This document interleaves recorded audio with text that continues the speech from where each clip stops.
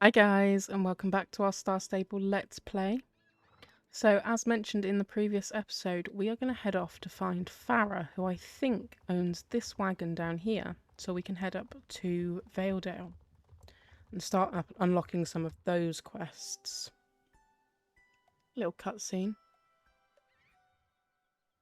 I'd like to get to level 9 before the summer festival ends, so I can get some of that gear. I don't suppose you've seen a four-pronged stitching punch lying around anywhere. It's sort of chunky. It's sort of like a chunky fork. Wow, my brain couldn't deal with that one. No? Oh dear. My name is Farah, and this handsome feathered fellow is Toby. We're on our way to Valedale when I hit a bumpy patch on the road, and well, you can see the mess I've made with all these supplies. Valedale? It's a very charming village in Hollow Woods. Perhaps you've been. I'm going to set up a workshop there, right on the banks of the Silver Song River. But right now I have to focus on finding the supplies that fell out of the car. Some of them are irreplaceable. I could help. Really? That would be amazing. It will go so much faster if we work together. Okay. Let's grab her things. But yes, I want to start unlocking some of the things in Valedale. I see you've... Oh, we get things about everything. I see you found my loom. Did you know that in the 19th century they made looms equipped with punch cards to streamline the weaving process? They inspired Ada Lovelace and were a stepping stone to the first computers. I love crafting history. Okay. My tools, punches, owls, chisels, shears, you name it. Some of these are heirlooms passed down for generations. Okay. We're going along towards Fort Pinter. I see you found Toby's supply of snack cakes. They're made of dried crickets and mealworms. Even though he blathers on about it, Toby loves bugs, and they're quite nutritious. Help yourself to one if you're hungry. I think not. I would rather not, just putting that out there. Oh, please be careful with that. That's my grandmother's journal documents, traditional druid techniques that have techniques that have all but been lost to history. I don't know what I'd do without that book. Okay, and then the last one is... I mean, I'm not gonna lie, it looks like fabric. That bolt of material looks like leather, doesn't it? It's not. It's a supple and durable material made from your Canta mushrooms. Perfect for saddle making. Interesting. Okay, let's head back to her. And do we have to take her up there, or does she then just disappear off and we head up to Valedale ourselves? Oh, I ran through you. Very sorry. All is accounted for. I'm lucky you showed up when you did. Well, everything seems to be in order, and this time I made sure to secure everything extra tight. Well, Toby, are you ready to hit the road again? Hoo-hoo. Now, don't get your feathers in a bunch. I'll take it nice and slow this time. Ooh. I'm just so excited we're finally making my dream a reality. Imagine a workshop dedicated to keeping Jorvik's traditional techniques alive. If you should find yourself in Valedale, Astrid, I hope you'll stop by. Perhaps I could teach you a thing or two about sustainable craftsmanship. I would love to, Farah. Thanks again for your help. Aidine's willing. We'll see each other again soon. Bye-bye. Okay, so I don't know if that's going to put a day timer on that because she's still got to travel, and obviously I can travel faster than she can. But let's head up to Valedale. And we'll go through the Hollow Woods to that exclamation mark on the bank. Unless that is just the pony. No, because the pony thing would be behind us, wouldn't it? That's the other thing. I do need to get her a pony so we can do the pony race and the pony champ quest. So, what pony should we get? I do believe you should all leave a comment and let me know what pony you think we should get for Astrid. Part of me's thinking Connemara, and that's because I've got a real soft spot for Connemara's. And that way it's not a teeny tiny pony. Do these actually do anything if I run through them, or do I need to go and talk to the people? No, they just disappear. Or maybe I was just unlucky, because sometimes they do contain nothing. Oh, I can't go all the way around that way, can I? I can if I go down there, though. Down, down. Come on. Come on. There we go. Okay.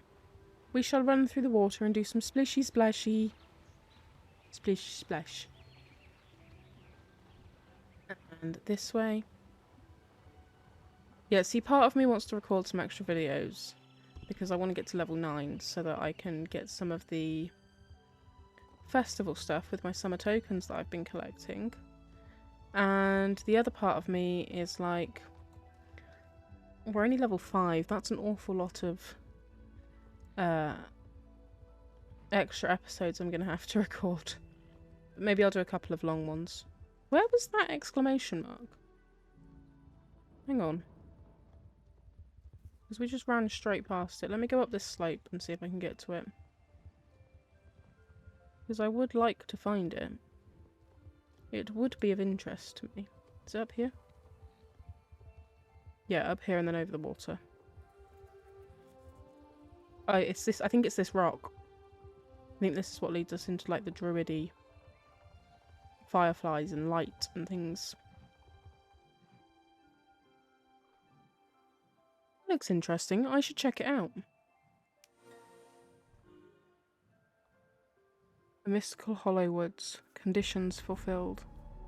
Ooh, pretty. Nope, get out of my way, bush. Wow, as if the runestone came to life. And there's a little horsey. I'm still yet to get this horse on my main. I've done so much druid training. The rune runner. Okay, let's go speak to the horsey. Hello, pony. The rune runner puts its nose close to your face and puffs out some air.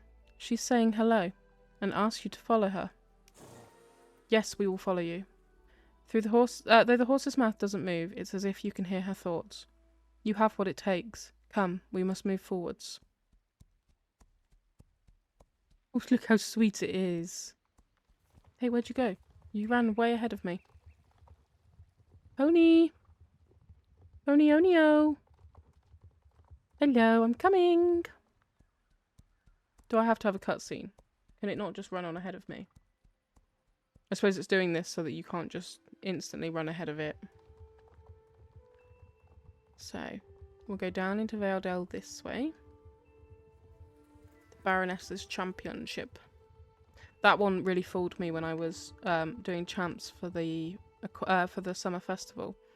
Because I was like, oh, I can get to the Baroness, and then realised that we haven't done the quest to do the Baroness's racetrack up.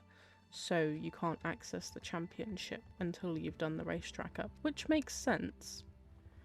So I was very limited on what championships I could do.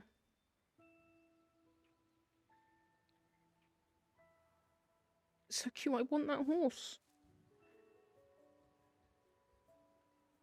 Hello. Welcome to Hollowwoods, unless you've been here before. Nope, this is our first time. My name is Winner Sunbeam, and this is my small corner of Jorvik. And your name is... That horse just disappeared. Oh, her? She likes to wander the woods alone. No point trying to control such majestic creatures. They have a mind of their own. Seeing as you won't give me your name, I'll have to give you one. Now, let me see. Ah, yes, I have just the one. I will call you Bug. And, well, Bug, we have much to discuss. A little horsey told me that the runestone sprung to life when you interacted with it. How intriguing. You've already seen that there's something about Hollow Woods, something magical. Valedale Village here is the home of the Keepers of Aideen, an ancient network of druids and other folk dedicated to the stewardship of the goddess Aideen and her legacy. Tell me more. Not every keeper of Aideen is a druid, nor is every druid a keeper of Aideen. I prefer to focus on tending to the woods, and that is where I connect to Aideen the most. Others may choose to fight the good fight, seeking to unite the legendary soul riders and keep the darkness at bay. No matter what a druid chooses to focus on, one thing is certain: the Hollow Woods is our magical playground. Okay. I think our next topic of discussion requires a little stroll around the premises. Come, walk with me. Are you ready to learn more about the different paths of Druidism? Yes, I am.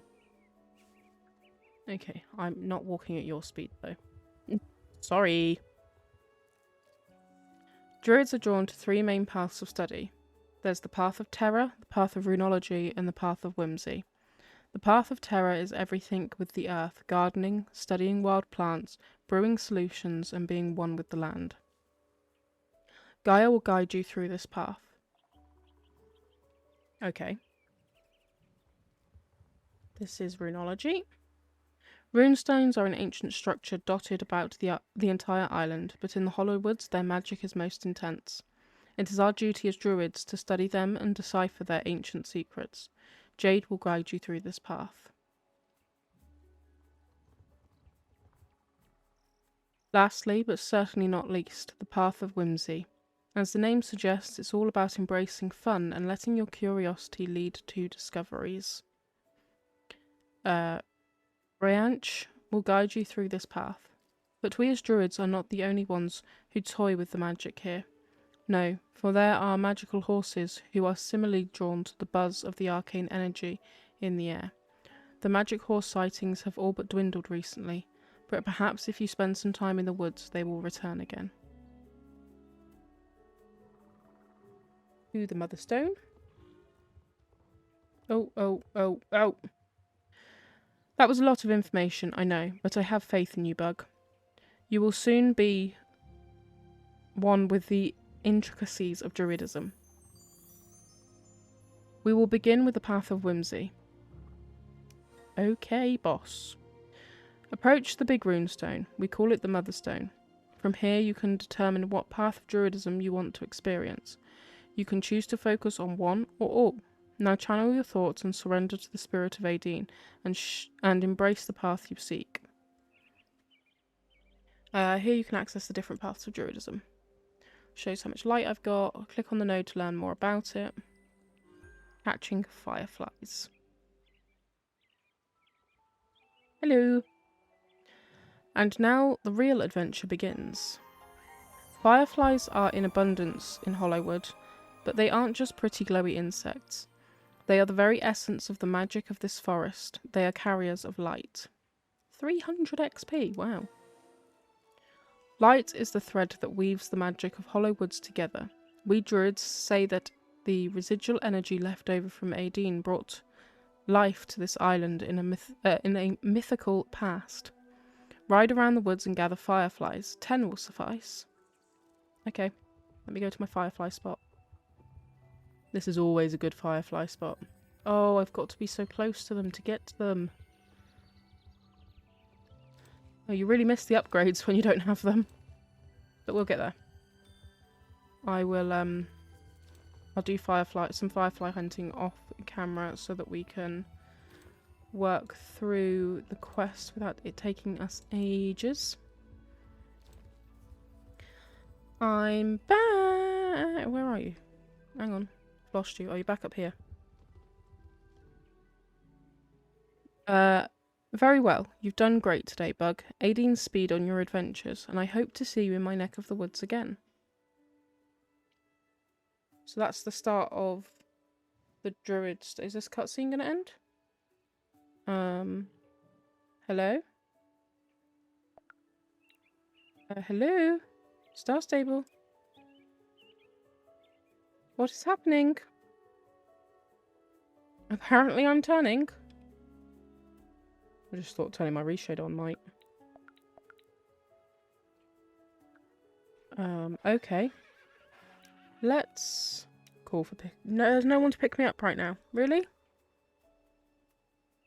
Okay, give me a second, guys. Okay, I relaunched the game and that seems to have fixed the situation we were stuck in. So, let's go down and see if we can speak to Farah. Hello! Hi again! Business is off to a great start, but the truth is, a store was never my dream. Can I share my vision with you, Astrid? I mean, if you could give me more than 5 XP, you can. You might not guess it based on how I'm dressed now, but I was raised in Jorvik City. Sorry, I was moving because my neck hurts, so that might have sounded weird. Growing up, the closest I came to feeling Aidine's presence was eating ice cream beneath her statue in the city plaza. I didn't even know I had family in Valedale until Grandma got sick. Mum and Dad brought me here and explained how they had moved away from the Druid life and never looked back. How did it make you feel? Not gonna lie, at first I was a little embarrassed, being a city kid. Druids were not cool, but that attitude didn't last long. I spent as much time as I could learning from my grandma about Druid traditions. She taught me how to live off Jorvik's natural bounty, how to survive and thrive on the things you find in nature. There are traditional crafting techniques known only to the island that have been passed along since prehistoric times. With so many, like my parents, abandoning those traditions, the knowledge was in danger of disappearing completely.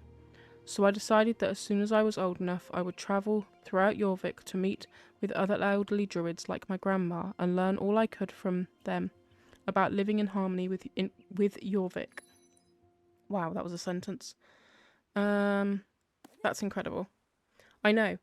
Wherever I travelled, I found others like my grandmother with so much to share. It was an honour to learn from them all. It was also on my journeys to the county of Evermist that I met Toby here. Hoo hoo!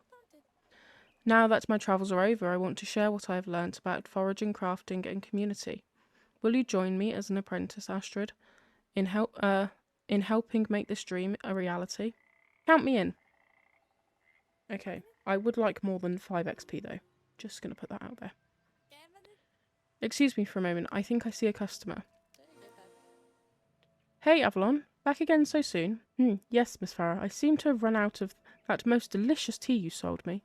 Do you have more that I might purchase? I'm afraid I'm all out of herbal tea, but it shouldn't take long for me to get some more. Really?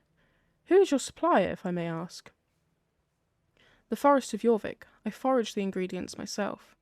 Ah, that explains it. Of course we have Aideen to thank for such a delicious beverage. How about this? As soon as we have more, I'll bring it to your house. Oh hoo! Such amazing service. You are a blessing in this community, Farah. Yeah, now I'm going to have to go and do it. To fill Avalon's order, I'll need to go foraging, but that means closing up the shop. What am I to do? Crafting things the Farah way starts with finding ingredients yourself. If you're going to help my workshop become a reality, you should start with a lesson in foraging. Follow me. Is this like us? Oh no, we're just going to your plants. I set up this bench to showcase the many versatile materials you can find as you explore Jorvik. Let's go through them together. First, we have flax, a tree miracle plant. Fibers from the stalk can be used to make linen, while the seed can be pressed to make linseed oil. Next is a Norwegian variety of reed known as jute. This hearty and versatile plant can be used to make rope. Here is stone moss, one of nature's great purifiers with distinctive green hue.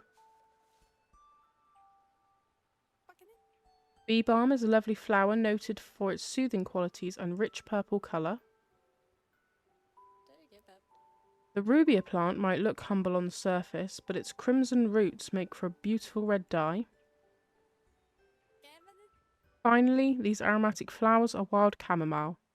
They're the star ingredient in the tea Avalon is so fond of, amongst other uses.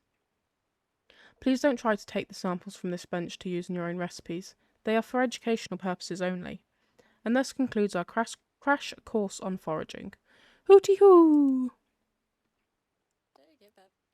I'll leave these samples here so you can study at your leisure. I've written field notes with tips for where to find them in the wild.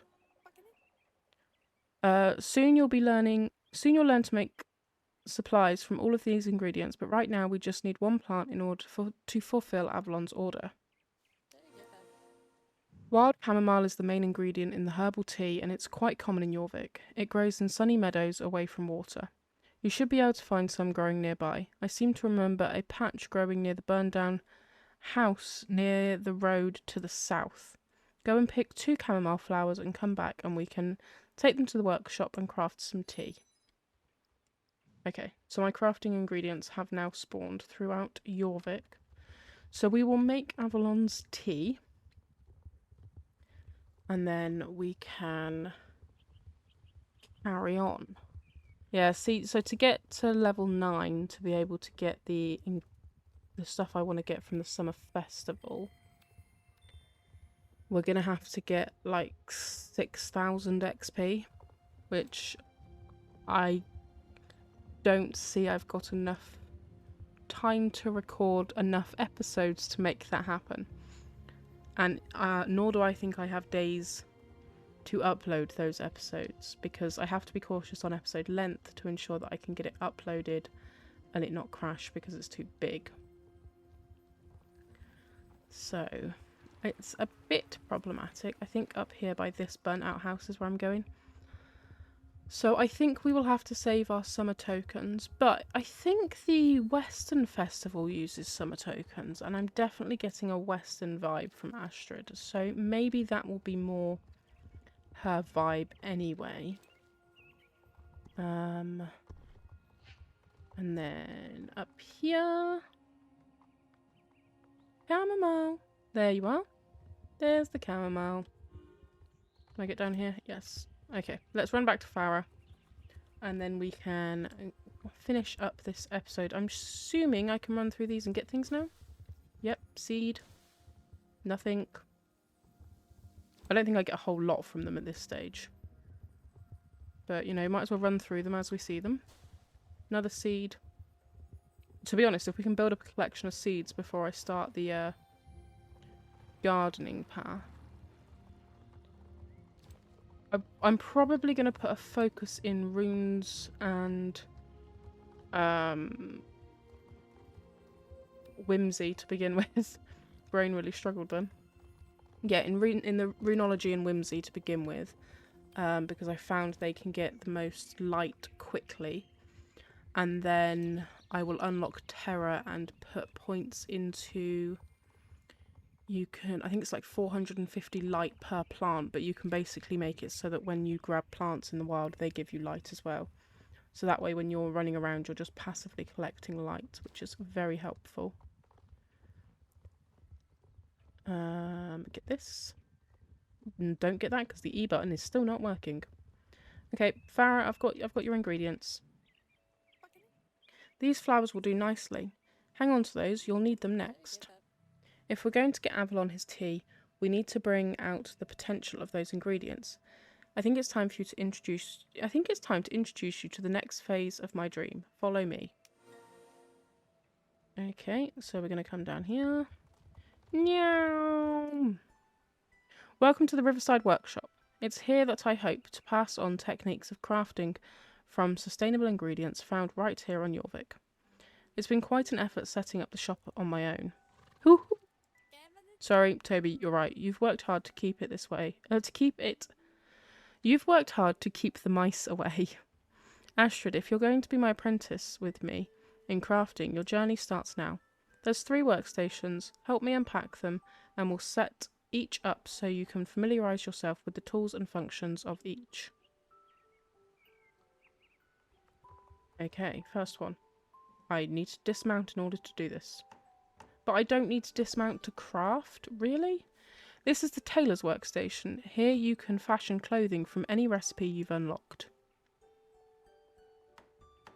And then next is the saddlery workstation.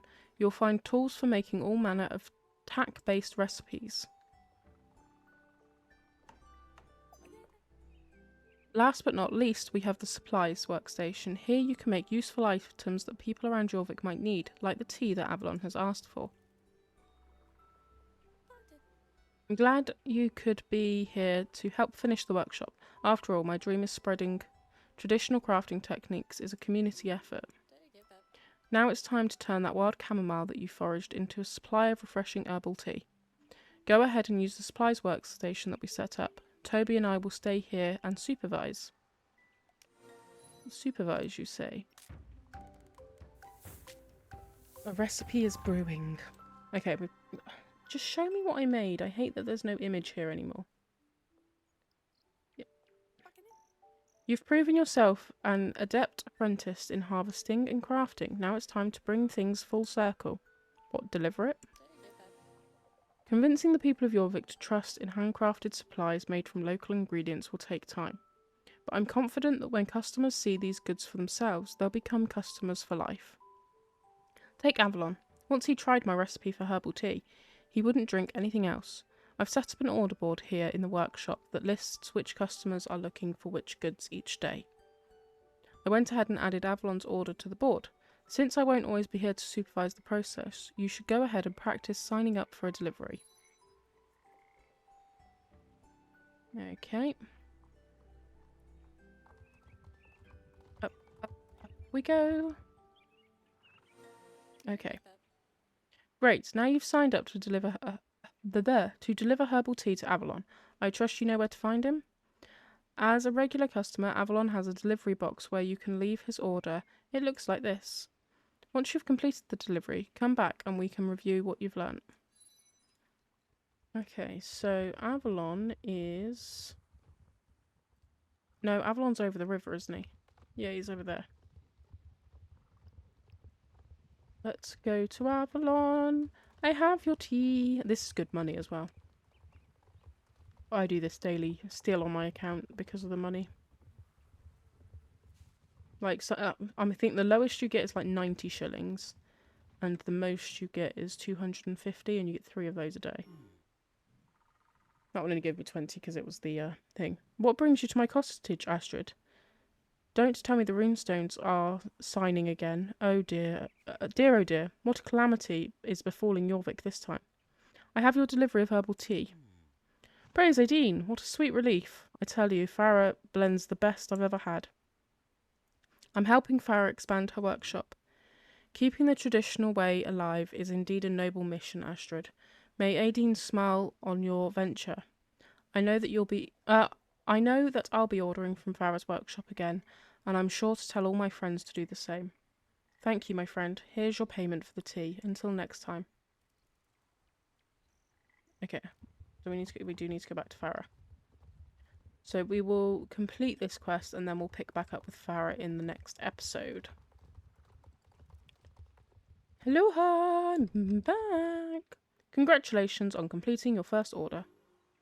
Okay, I am going to leave this episode here, guys. I hope you all enjoyed. And we will continue with Farah in the next one.